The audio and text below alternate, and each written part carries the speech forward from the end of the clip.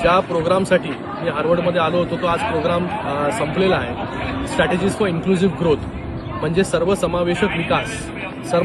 सर्वसमावेशक विकास कसा असला पाहिजे याच्यावरती आठवडाभर गहन चर्चा जी आहे या प्रोग्रामच्या माध्यमाने झाले. या प्रोग्राममध्ये विविध देशातील लोक जी आहेत ती सहभागी झाले होते आणि विविध देशातील लोकांचा सर्वसमावेशक विकास याच्यावरती त्यांचं मत काय आहे, कसा सर्वसमावेशक विकास असला पाहिजे याच्यावरती खूप चांगल्या प्रकारे चर्चा ह्या प्रोग्रामच्या माध्यमाने झाले.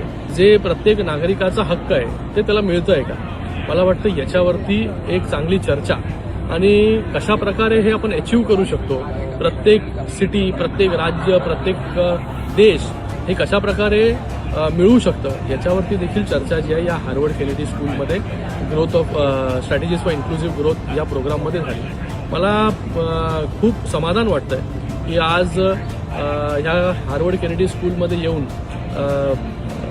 वेगवेगळ्या प्रोफेसर्सकडून, टीचर्सकडून खूप काही जे आहे ते शिकता आलं.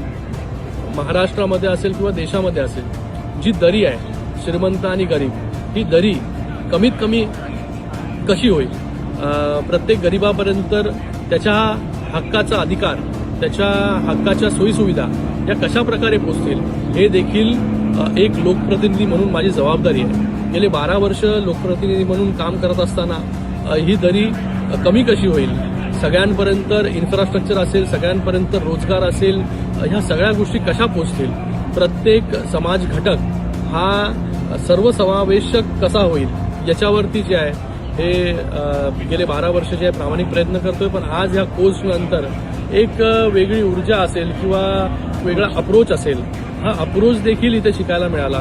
कशा प्रकारे आपण वेगळ्या प्रकारे काम करू शकतो जेणेकरून ही जी दरी आहे दोन्ही घटकातील, ही दरी कशी कमी होईल. तर याच्यासाठी खरंच हार्वर्ड केनेडी स्कूलचे देखील मी खूप खूप इथे धन्यवाद व्यक्त करतो की त्यांनी मला या प्रोग्रामसाठी सिलेक्ट केलं आणि याच्यातून खूप काही जे आहे ते मला शिकता आलं.